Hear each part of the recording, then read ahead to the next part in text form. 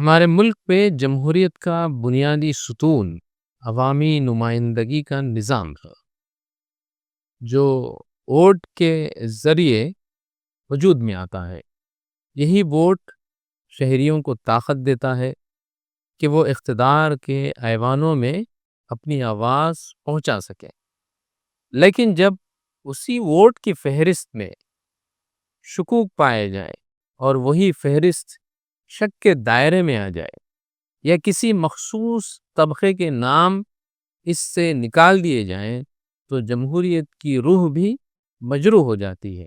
حالیہ دنوں میں الیکشن کمیشن آف انڈیا نے جس اسپیشل انٹینسیو ریویژن یعنی SIR کا اعلان کیا ہے، جو 4 تاریخ سے شروع ہوا ہے سارے ملک بھر میں، اس نے ایک بار پھر اسی خدشے کو جنم دیا ہے کہ آیا یہ واقعی ووٹروں کی فہرست کو درست کرنے کی مخلص کوشش ہے یا پھر ایک ایسی منظم کوشش جس کے ذریعے سے اقلیتوں اور خاص طور پہ مسلمانوں کو ووٹنگ کے حق سے محروم کیا جا سکے۔ ناظرین، جانتے ہیں SIR کیا ہے؟ اسپیشل انٹینسیو ریویژن دراصل انتخابی جو فہرستیں ہیں اس کی ایک خصوصی جانچ اور نظر ثانی کے عمل کو SIR کہا جاتا ہے۔ الیکشن کمیشن یہ مہم ہر چند برسوں بعد انجام دیتی رہتی ہے، یہ اس کی روایت ہے، تاکہ جو لوگ فوت ہو چکے ہیں، جو لوگ مر گئے ہیں، ان کے نام اس فہرست سے نکال دیے جائیں اور نئے جو ووٹرز ہیں جن کی عمر 18 سال کو پہنچ چکی ہے ان کے نام اس میں شامل کر دیے جائیں، اور جو ڈپلیکیٹ ووٹس ہیں یا پھر جو ہے فراڈ ووٹ ہیں یعنی جعلی جو ووٹ ہیں اس کو نکال دیا جائے، اس کو درست کر دیا جائے۔ عام طور پر یہ جو پریکٹس ہے، یہ جو عمل ہے، ریاستی سطح پر بوتھ لیول افسر جو ہے کرتے ہیں، یعنی آفیسر BLO جسے کہا جاتا ہے۔ اس کے ذریعے سے جو ہے یہ ساری کاروائی انجام دی جاتی۔ وہ گھر گھر جاتے ہیں اور اس کی تصدیق کرتے ہیں کہ ووٹر ہے یا نہیں ہے، صحیح ہے یا نہیں ہے، یہ ساری چیزیں وہ جانچتے ہیں، پھر اسے مارک کرتے ہیں۔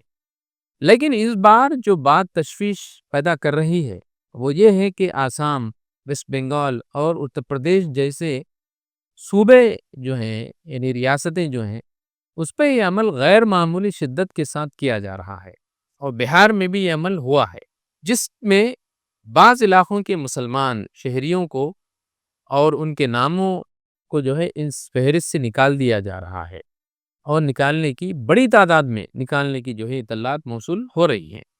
بہار میں جو SIR ہوا ہے ابھی انتخابات سے پہلے، تقریباً 63 لاکھ ووٹروں کا نام فہرست سے نکال دیا گیا، جس میں سے تقریباً 30% مسلمان ووٹرز ہیں۔ عملی طور پر جو طریقہ کار اس کا ہے اس پر بھی ایک جو ہے نظر ڈال لیجیے۔ SIR کے دوران ووٹر لسٹوں کی درستگی کے نام پر مقامی سطح کے جو BLOs ہیں انتخابی مراکز کے حلقے جو ہیں گھر گھر جا کر تصدیق کرتے ہیں۔ اگر کسی شخص کا نام یا پتہ تبدیل ہوا ہے یا مائگریٹ ہوا ہے، وہ کچھ عرصے سے اس مقام پر موجود جو ہے نہیں ہے، یا شناختی جو ڈاکومنٹس ہیں، آئیڈینٹی کے جو ڈاکومنٹس ہیں اس میں جو ہے ڈپلیکیشن ہے یا غلط دکھائے گئے ہیں، تو اس کا نام مشکوک قرار دے کر ایک مارک کر دیا جاتا ہے، ڈاؤٹ فل۔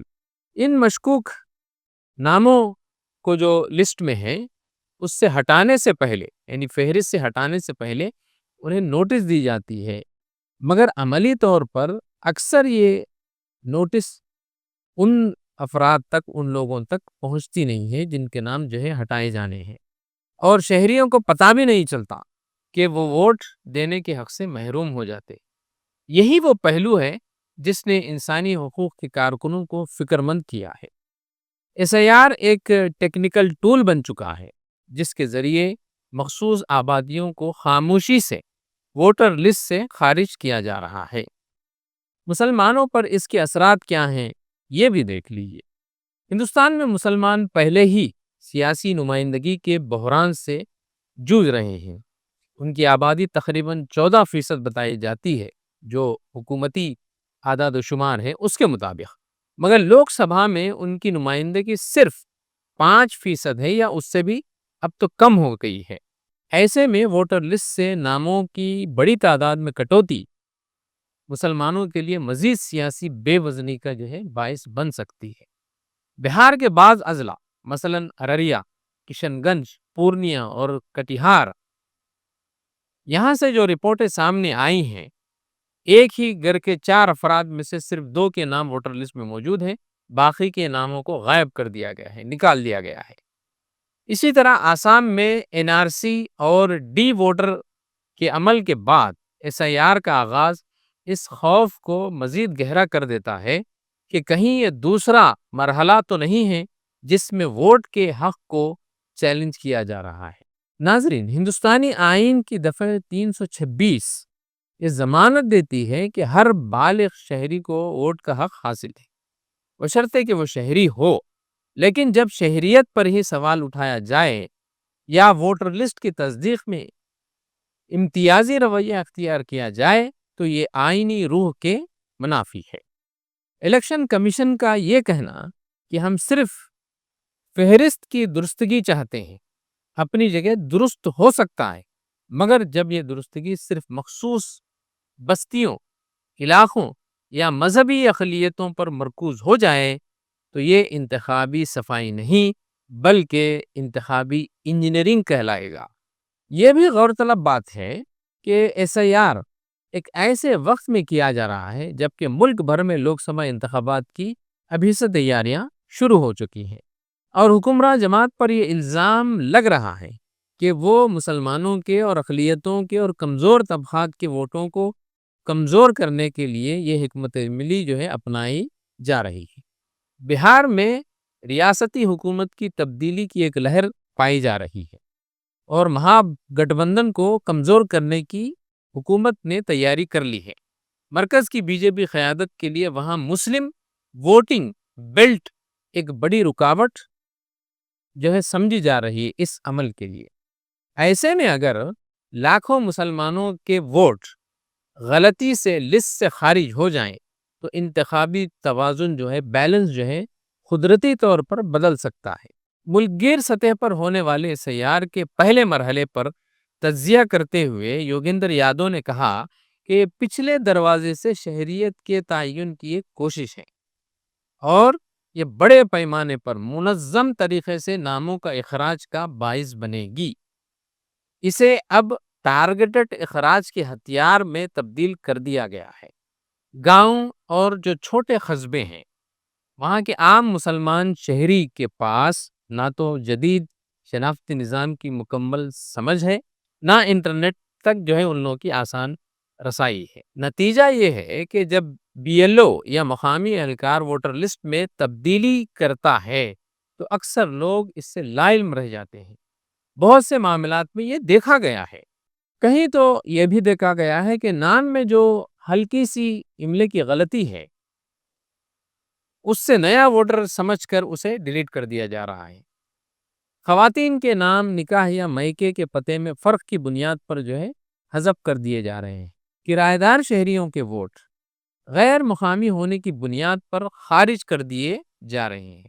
یہ تمام خامیاں ایس آئی آر کو ایک غیر شفاف اور عوامی اعتماد سے عاری عمل بنا دیتی ہے۔ الیکشن کمیشن کی غیر جانبداری پر بھی ایک سوال اٹھ رہا ہے۔ یہ سارے عمل میں الیکشن کمیشن یوں تو خود کو ہمیشہ آزاد ادارہ اور خود مختار ادارہ کہتا رہا ہے، مگر پچھلے چند برسوں میں اس کی غیر جانبداری پر سنجیدہ سوالات اٹھے ہیں۔ سپریم کورٹ کے بھی مشاہدات یہی ہیں۔ وہ کہتا ہے کہ کمیشن کے تقررات میں شفافیت نہیں ہے اور اکثر اوقات اس کے فیصلے حکومتی مفاد کے مطابق نظر آتے ہیں۔ ایسے ماحول میں ایس آئی آر جیسے عمل کو عوامی اعتماد حاصل کرنا مشکل نظر آتا ہے، خاص طور پر جب اقلیتوں کے درمیان یہ تاثر مضبوط ہو کہ کمیشن کی تلوار صرف انہی کے سروں پر چلتی ہے۔ اگر یہ سلسلہ اسی طرح جاری رہا تو آنے والے انتخابات میں لاکھوں ایسے شہری ووٹ دینے سے محروم ہو جائیں گے جنہوں نے ہمیشہ جمہوری طریقے سے اپنی آواز کو بلند کیا ہے۔ یہ نہ صرف سیاسی توازن کو متاثر کرے گا بلکہ سماجی سطح پر بھی اقلیتوں میں بے اعتمادی، مایوسی اور نظام سے لا تعلقی کو فروغ دے گا۔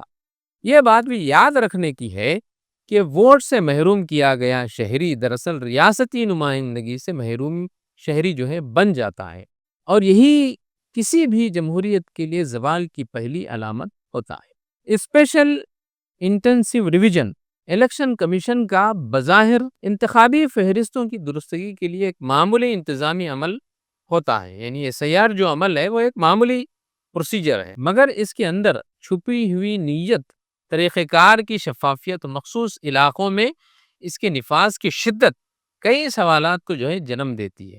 اگر یہ عمل واقعی شفاف، غیر امتیازی اور عوامی اعتماد پر مبنی نہ ہوا تو یہ ہندوستانی جمہوریت کے جسم میں ایک ایسی دراڑ ڈال دے گا، ایک ایسی دراڑ جس سے سب سے پہلے وہ طبقہ متاثر ہوگا جو پہلے ہی حاشیے پر لا کر کھڑا کر دیا گیا ہے، یعنی مسلمان۔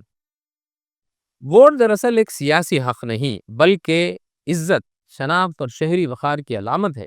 اگر ووٹر لسٹ سے کسی کا نام خاموشی سے غائب ہو جائے تو یہ دراصل اس کی شہریت، اس کی آواز اور اس کی موجودگی کو غائب کر دینے کے برابر ہے۔